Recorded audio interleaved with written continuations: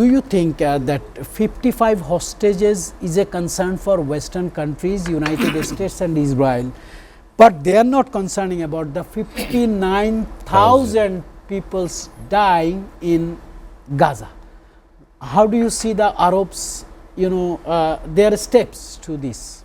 Well, even on a previous show, I've said that the Arab states, their silence is showing the entire world how they are not being the helpful kind into their own region, given that Israel's proximity to all the Arab nations are quite so in the same corridor.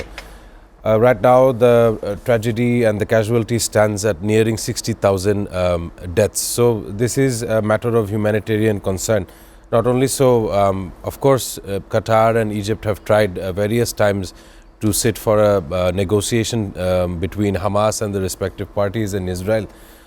Also, let me give you another statistic here. At least 18,500 Israeli soldiers have lost their lives as this outbreak post-October 7, 2023 has taken place.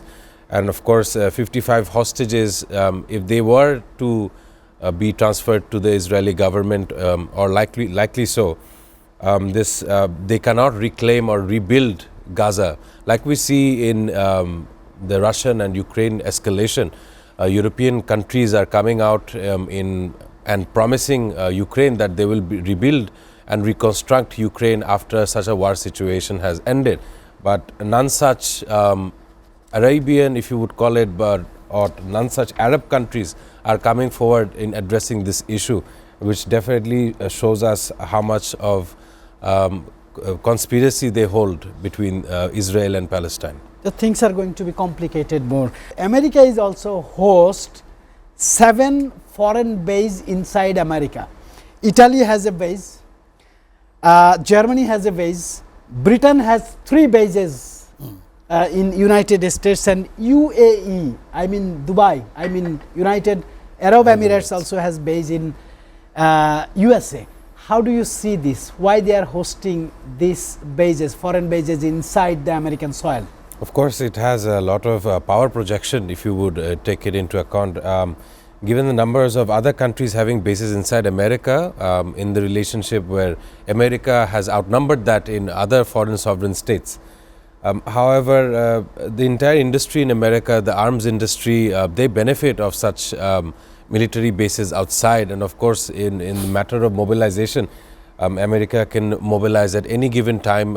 Recently, we've seen how they use the bombers without any kind of warning, without any kind of notice. They had bombed Iran and its nuclear facilities, even while there was no nuclear weapons as reported by the state. So, of course, America does hold such a power. But in recent times, Europe understands how much interference America is having on the world stage. And this is where things get a bit drastic in terms of national security and sovereignty. Do you find the failure of Bangladesh Ministry of Foreign Affairs or the concerned departments to negotiate tariffs with United States, even with other Western countries like European countries, and who is going to be responsible for this failure? Because Vietnam has done a tremendous job. They got down from 37 to 25. Yes. How do you see this? Well, Mr. Kanchan, I was listening very carefully to Mr. Ilahi and of course Professor Imtiaz.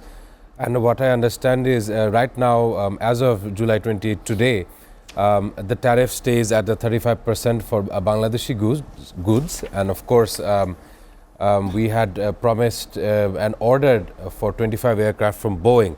How much of so and how the current administration plans on implementing that into Biman or if not private carriers is definitely a matter to notice. However, I'm not of a believer that the United States would definitely bring the 35% down to the levels or in comparison with what we see in terms of Japan, if not Taiwan as well as South Korea. What they were initially slammed with 25%, which after negotiating it was brought down to 15%, as also similar with the US and EU as well. So America has a plan of bringing its friends down to 15%.